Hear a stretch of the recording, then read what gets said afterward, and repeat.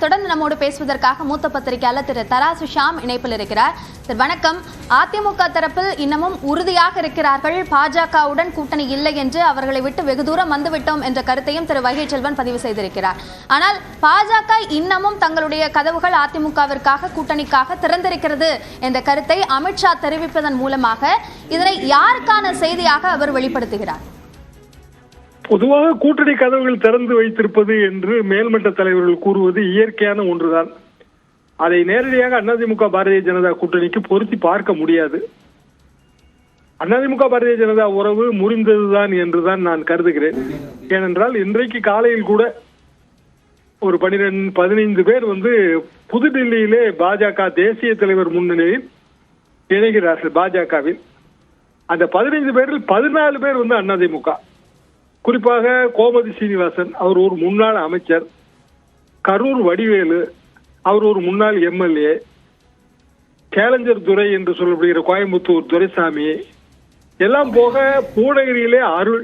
நாம் தொடர்ந்து பேசலாம். முன்னாள் முதலமைச்சர் திரு ஓ பன்னீர்செல்வம் அவர்கள் நம்மோடு இணைப்பில் இருக்கிறார், அவரோடு பேசலாம். சார் வணக்கம். இப்போ பாஜகவோட கூட்டணி பேச்சுவார்த்தை என்பதில் நீங்கள் ஈடுபட்டு வரீங்க அப்படின்ற செய்திகள் வெளியாகுது.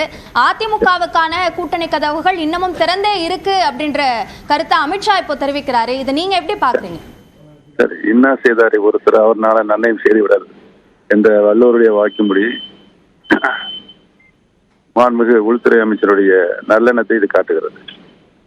இல்ல, ஒருவேளை இதை ஒத்துக்கிட்டு இப்போ அதிமுக கூட்டணியில சேர்றாங்க அப்படின்னா உங்களோட நிலைப்பாடு என்னவாக இருக்கும்? எங்களுடைய நிலைப்பாடு நீங்கள் ஏற்கனவே பல முறை சொல்லியாகிவிட்டது. இந்த தேர்தல் நாடாளுமன்ற தேர்தல். இந்த தேர்தல் பாரதிய ஜனதா கட்சி வெற்றியடைய வேண்டும் என்பது எங்களுடைய நிலைப்பாடு.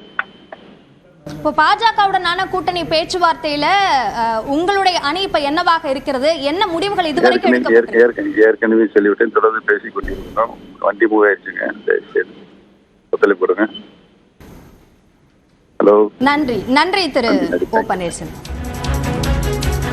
அதாவது தங்களுடனான அந்த பேச்சுவார்த்தை என்பது தொடர்ந்து கொண்டிருக்கிறது என்றும் அதற்கான முடிவுகள் எட்டப்படும் என்ற கருத்தையும் அவர் தெரிவித்திருக்கிறார். தொடர்ந்து திரு தராசு ஷாம் அவர்களிடம் பேசலாம். திரு ஷாம், இப்போ ஓபிஎஸ் சொல்லும் போது அவர் தொடர்ந்து இந்த பேச்சுவார்த்தை என்பது நடந்து கொண்டிருக்கிறது, அப்படியான ஒரு சூழல் இருக்காது போன்ற கருத்துக்களை அவர் தெரிவிக்கிறார். இதை எப்படியா நம்ம புரிஞ்சுக்கணும்? திரு ஓபிஎஸ், திரு டிடிவி ஆகியோர் பாரதிய ஜனதாவோடு கூட்டணி பேச்சுவார்த்தையில் பல கட்டங்களை தாண்டி விட்டார்கள். விருப்ப தொகுதியில் பட்டியல் தந்தாகிவிட்டது. இன்னமும் உறுதியான முடிவு எடுக்கப்படவில்லை. காரணம், தேர்தலுக்கு நாட்கள் இருக்கின்றன என்பதுதான். எனவே ஓபிஎஸ் டிடிவி பாரதிய ஜனதா கூட்டணி என்பதிலே எனக்கு எந்த சந்தேகமும் ஏற்படவில்லை. அதிமுக பாரதிய ஜனதா கூட்டணி ஏற்படுமா என்றால் பல சம்பவங்கள் அதற்கு மாறாகத்தான் நமக்கு சமிக்கைகளை கொடுக்கின்றன. நான் ஆரம்பத்தில் குறிப்பிட்ட மாதிரி இன்றைக்கு காலை 12 மணிக்கு கூட 15 பேர் நட்டா அவர்கள் முன்னிலையில் பாரதிய ஜனதாவில் இணைகிறார்கள். அதில் 14 பேர் அதிமுகவின் ஒரு நடுமட்ட தலைவர்கள். எடுத்துக்காட்டாக கோமதி சீனிவாசன் முன்னாள் அமைச்சர், கரூர் வடிவேலு முன்னாள் எம்எல்ஏ, பூனகிரி அருள். இந்த பூனகிரி அருளுக்கு ஒரு சுவாரஸ்யமான கதை இருக்கிறது.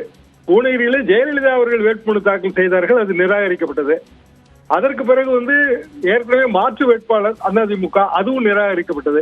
அருள் ஒரு போட்டி வேட்பாளர், அதிமுக காரர். ஆனால் அதிருப்தி காரணமாக சுயேட்சையாக அவர் போட்டியிட்டு இருந்தார். அவருக்கு கிடைத்த சின்ன வாழைப்பழம். கடைசியில ஜெயலலிதா அவர்கள் வாழைப்பழ சின்னத்திற்கு ஓட்டு கேட்டு பூனகிரியிலே அதிமுக வெற்றி பெற்றது. காரணம், அந்த நேரத்தில் நிலவிய இந்த ஒற்றுமை, திமுக எதிர்ப்பு. அப்படியான அருள் பாரதிய ஜனதாவில் சேர்த்துக் கொள்ளப்படுகிறார்.